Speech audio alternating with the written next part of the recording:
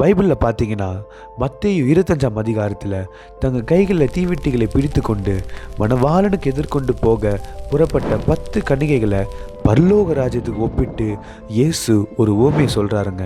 அதில் 5 பேர் பார்த்தீங்கன்னா தீவெட்டிக்கு தேவையான எண்ணெயை வைத்து கொண்டு ஆயத்தமாக புத்தி உள்ளவர்களாக இருந்தாங்க. ஆனால் மீதி 5 பேர் பார்த்தீங்கன்னா தீவெட்டிக்கு தேவையான எண்ணெய் இல்லாமல் புத்தி இல்லாதவர்களாக இருந்தாங்க. மணவாளன் வர ரொம்ப நேரம் ஆயிட்டுன்னு சொல்லி ராத்திரி நேரத்தில் இதோ மணவாளன் வருகிறார், அவருக்கு எதிர்கொண்டு போக புறப்படுங்க அப்படின்னு சொல்லி ஒரு சத்தம், மிட் நைட் கிரை. இது கேட்ட புத்தி உள்ளவங்க தீவெட்டிக்கு தேவையான எண்ணெயை வைத்து கொண்டு ஆயத்தமாக இருந்தாங்க. ஆனால் புத்தி இல்லாதவங்க எண்ணெயை வாங்க கடைக்கு போயிட்டாங்க. அந்த நேரத்தில் மணவாளன் வந்துட்டார்.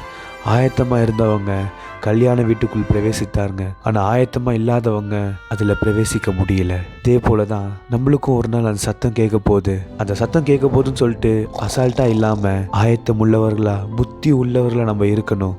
இந்த இடத்துல எண்ணெய் என்றது பரிசுத்த ஆவியானவரை குறிக்கலங்க. நம்ம எந்த அளவுக்கு ஆயத்தமாக இருக்கிறோம் சொல்லி தான் இந்த இடத்துல குறிக்கப்படுது. நன்றி.